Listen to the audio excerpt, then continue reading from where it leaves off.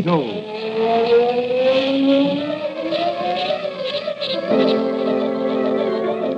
Sweeping down upon the underworld to smash gangland comes the mysterious, all-powerful character who is a problem to the police, but a crusader for law.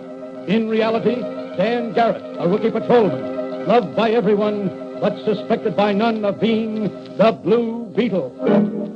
As the Blue Beetle, he hides behind a strange mask and a suit of impenetrable blue chain armor, flexible as silk, but stronger than steel.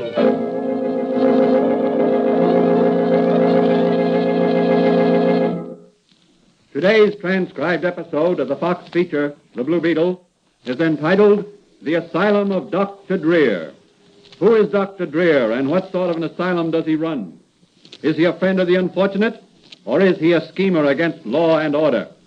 As our story opens today, Patrolman Dan Garrett, who is really the Blue Beetle, is entering the little apothecary shop of his friend and confidant, Dr. Franz, the chemist.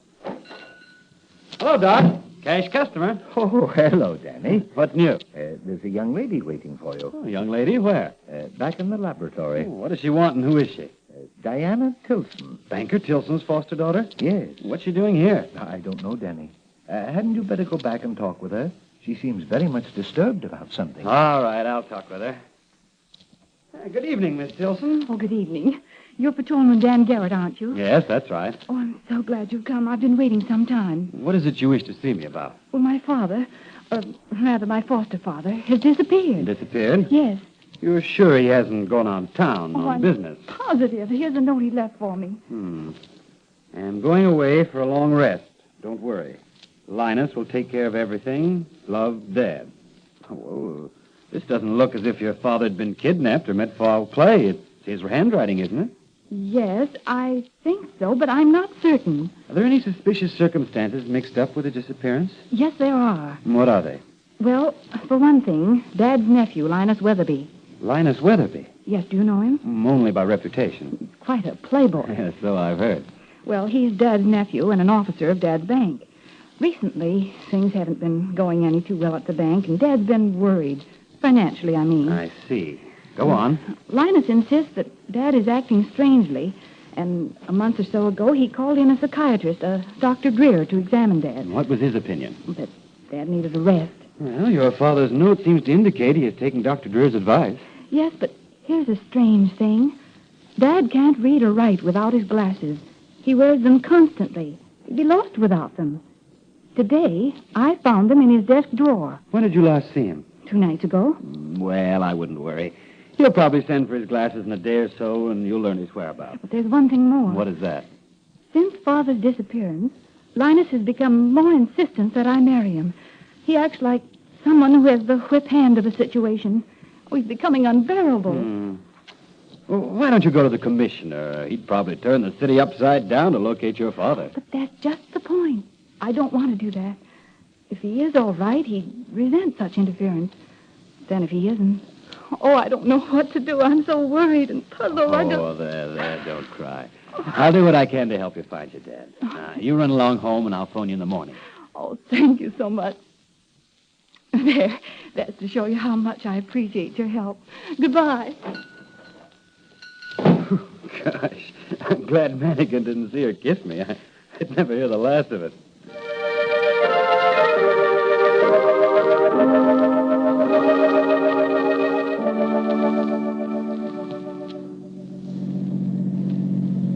And where is it we're headed for this morning, Danny? The booby hatch. The booby hatch, is it? Mm-hmm. Did you reserve a single or a double room? A single. That'll be big enough for you. Is that so?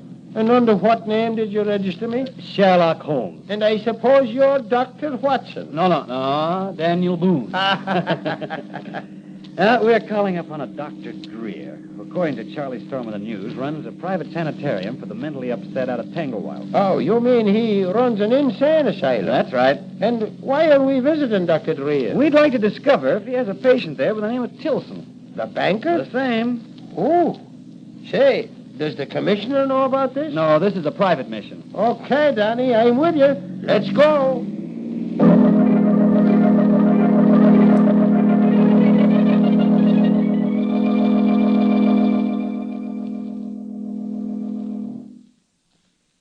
evening, officers. Something wrong? One of my attendants said you wished to speak with me. Dr. Drear. That's right. We're not here officially, Dr. Drear. Miss Tilson, who happens to be a friend of mine, asked me to drive out here and ask if her father was here. Yes, he's here. Would you like to see him? Yes, if we might. Very well. If you'll just come with me, I'll let you talk with him. But not very long. He's very nervous and tired, on the verge of a breakdown.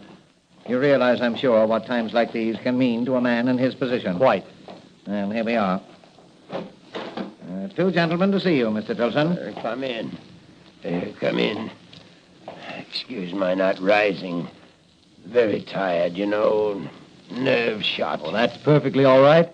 We just called at the request of your foster daughter. She was worried about you and thought you might be out here. Oh, dear Diana.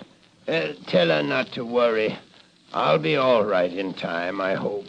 Tell her Linus will take care of everything. He's a good boy. He'll take care of her. I'll tell her, Mr. Tilson. Just one thing more. Did you write her this note? Let's see. My glasses are foggy. I see better without them. Yes, I wrote this note. Why? Oh, she just wondered, that's all. Well, we won't disturb you any longer. I hope you recover your health and strength very quickly, Mr. Tilson. Goodbye. Goodbye, and thanks for coming. Tell Diana not to visit me until I'm... Oh, my head, You'd better leave quickly, gentlemen. He's a very sick man. So it appears. Goodbye and thanks. Come on, Mike. Well, what do you think, Donnie? I think it's strange that a man who's supposed to be unable to read or write without his glasses takes them off to read that note. Step on it, Mike.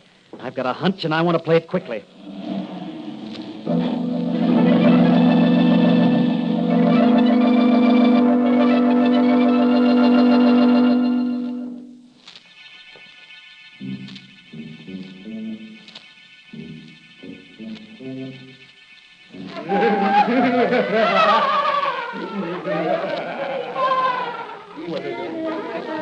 This is some layout. Dr. Drear certainly does himself proud. There must be some money in psychiatry. Hello. Oh, hello. You're Sir Lancelot, aren't you? I'm the Blue Beetle. Oh, no, you're not. You're Sir Lancelot. I'm King Arthur. I know. I see. Well, let's pretend I'm Sir Lancelot's brother. His twin brother. Yes. We got twins in here. Have you? Yes. What's their name? Tilson. Tilson. Yeah. Are you sure? By the Holy Grail, I swear. I've seen them. Show me, will you? On one condition, Sir Lancelot. What's that? Promise me you'll get me a new round table. They took mine away. Okay, I promise. Follow me, but don't make a sound. There's black knights on guard, and Merlin the magician is always snooping around. Who's Merlin? The wicked magician who runs this place. Calls himself Dr. Drear, but he can't fool me. Here, this way. Follow me. I am thy father's spirit, doomed for a certain time to walk the night, and by the day confined to fast and fire. Let me but look once more upon my beloved France, and I shall die. Dickory, dark. The mouse ran up the clock. The clock struck one, the mouse ran down. See, here's one twin. He's the crazy one. They keep him locked up. Thanks very much, King Arthur. You're welcome, Sir Lancelot. I'm going now, before the Black Knights come. Don't forget about my round table. Yeah, what's going on outside my door? Is that you, Mr. Tilson? The real Mr. Tilson? Of course it's me. Who are you? The Blue Beetle. Blue Beetle. I thought they'd get you someday. Always doing crazy stunts. I'm here to save you. Who sent you? Never mind that now. Tell me who put you in here. Oh, that low-down nephew of mine, he and Dr. Drear. They must have drugged me. Just a minute now till I try one of my master keys To in horse, this Sir lock. Lancelot, to horse. The Black Knights are coming. To horse, to horse. There he is. Come on, Joe. Ed, cover the stairway. Yes, it's the Blue Beetle. Come on, you mugs, and get nipped. Sock him with the rubber hose, Joe. You'll have to get under my guard first. Let's get that gun out of you, Joe. Hey, force him back to that room there, Joe. Sorry, but I'm going the other way. Here, what's going on here? Blue Beetle. He was talking to Tilton. Yeah, shut up. Put on your gas mask and stand aside till I give him a shot of this tear gas. They've killed Sir Grab the Lancelot. Blue Beetle, boys. Sir and drag him in Lancelot's this room dead. here. Put him in a straight jacket. Long live In the Sir morning, we'll Lancelot. give the Blue Beetle a permanent room without windows.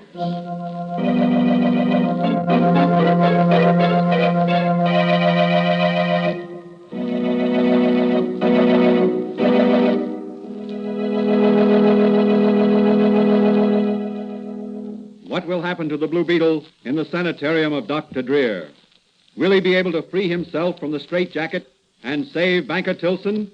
These questions will be answered in the next transcribed episode of The Blue Beetle.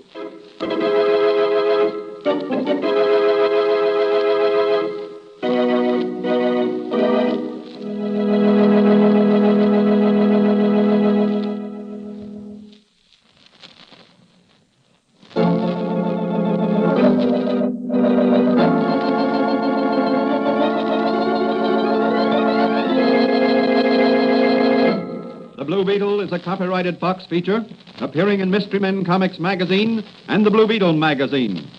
The Blue Beetle is on the air twice a week on this same station. Consult the broadcast schedule in your local newspapers. And don't forget to listen in to